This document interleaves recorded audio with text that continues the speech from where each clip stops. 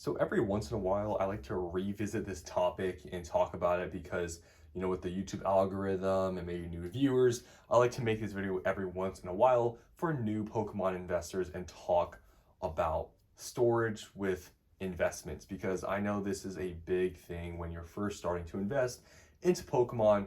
You want to think about storage, how you're going to store your products, and a lot of people get too deep into storing their stuff. And for me, I've been doing this for like 4 years now, so I feel like that's enough time to, I guess, be somewhat qualified to talk about storage because it's not like I just held a box from yesterday and talking about it. I've been doing this for a while, and it's honestly so simple with this whole storage thing. But I know some people are a little bit more paranoid than others, and maybe for good reason because yes, you are investing into this stuff. You want it to hold value. You want it to be in good condition when you sell it. So totally understandable to want to care and be somewhat wary about storage. But in this video, I'm just going to be talking about storage and some things to keep in mind. And if you've watched previous videos and maybe you've been investing for a while, you might not find this video as helpful. But for those people out there that are new, I do want to make this video for you just to talk about storage because it's really simple. And I mean, me showing you guys this right here in front of you, you can see how simple it is. So I guess everyone's situation is different, and that's why I guess in this video I want to talk about a few things just to note if you're storing your sold product in maybe a different place than me. So if you're wondering about me, how I store my sold product, very simple. I'm in a house, in air conditioned room, and it's out of sunlight. You can see right in the corner there, the blinds are up or down, and that's it. That's literally all I do. Keep my stuff in a cardboard box in an air conditioned room out of sunlight, and that's it. And honestly, if you have your stuff in a box like I do, the sunlight won't matter as much, but still I would try to keep the blinds down and keep it out of direct sunlight just in case maybe, I don't know, the box gets warm or just the heat, whatever. It's very simple. Just for me, I just keep it out of sunlight in an air conditioned room in a cardboard box. No, oxygen absorbers, none of that stuff because I'm in an air conditioned room. And that's all I've done for the past 4 years. I have boxes that at one point I bought for maybe $100, $120 that maybe now are worth $700, $800, whatever it is, right? Like I store it the same. Now, maybe that's not a good thing, but that's what I do. It doesn't really matter to me that, okay, now something is, $700, $800, but back then I bought it, it was maybe 100, 150, whatever. The way I store it doesn't really change. Now, I would say for some people, it would maybe be worth it to maybe upgrade a little bit of storage. Maybe you have a few booster boxes that you bought for 100, 200, now maybe it's $1,000 or whatever it is. Maybe then it's worth investing into other things other than just a cardboard box or a booster box case. For example, I have a lot of these like loose booster box cases that I've just saved over time from buying stuff. But other than that, like you don't really need to do anything, to be honest. Those acrylic cases are just nice for display. There's some plastic cases out there. But like I said, if you have a few boxes you're investing to or a smaller amount, it might be worth the investment to actually buy plastic or acrylic cases for your stuff because it's holding more value. So therefore you want to protect a bit more. That's 100% understandable. But for me, it doesn't affect me that, okay, something is worth more. I'm going to just store how I've always been doing because I personally don't think it really matters.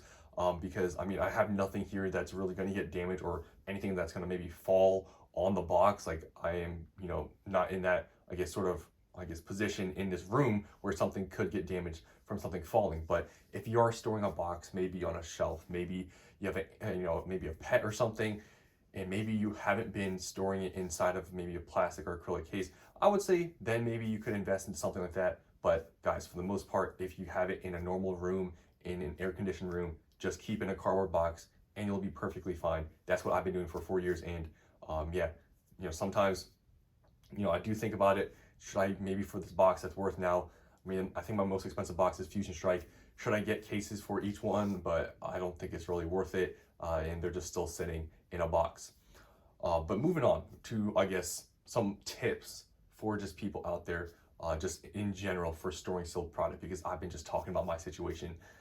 So if you are, keeping your stuff in a basement or in an attic, you are sort of putting yourself in a bit more of a risky position, obviously depending where you live in the climate, and I'm going to explain why.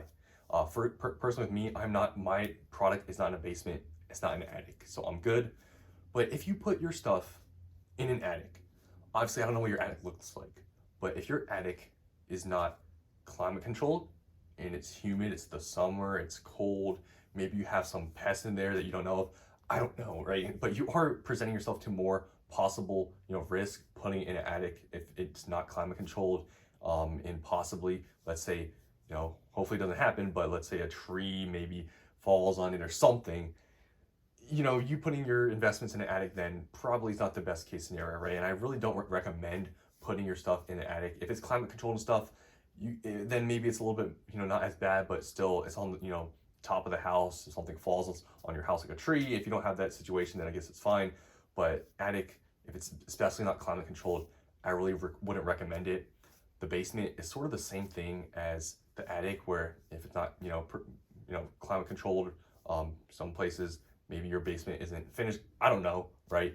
That would be also a thing to worry about. But the basement also could be a problem because of potential floods. If you live in an area where there's a lot of water or whatever, you're in a low, I guess, area in the ground or whatever. There could be floods. Your product could get damaged.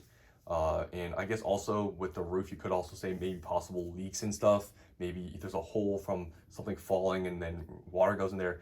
There's a bunch of things. Just putting your product on a high level, like in an attic, or at a low level in a basement, is just some things I wouldn't advise. I know some people, if you have to do it, you have to do it. But if you have to put it in a basement or something, I would then possibly, if you have, some sealed product that is loose and you don't have a large amount, I would invest into like sealed like totes or something to at least protect it from possible water damages, so it's not just sitting out in the open in a cardboard box where then it could get damaged. I would say only then it is worth buying some other stuff to protect your sealed product, is if you put it in a basement or if you have to put it in an attic. You could go maybe the extra length. Maybe then, if you have to put it somewhere where it's not maybe the best air quality or whatever, maybe then you could invest into some oxygen absorbers or whatever. But other than that, it is very simple to store sealed product. Put it in a cardboard box. You can put it in your room if you have a closet or whatever. That's how I started, putting my sealed product in a closet, and that's about it. Nothing's really changed for me with, I guess, like I said, in terms of value of a product. I bought it at $200, whatever. It goes up to 800, 1,000. Even when my boxes go up to like possibly 1,000, 2,000, depending on how Sword and Shield does. Maybe I'll have some boxes in a couple of years that are at that price. I don't know if it's really going to change much.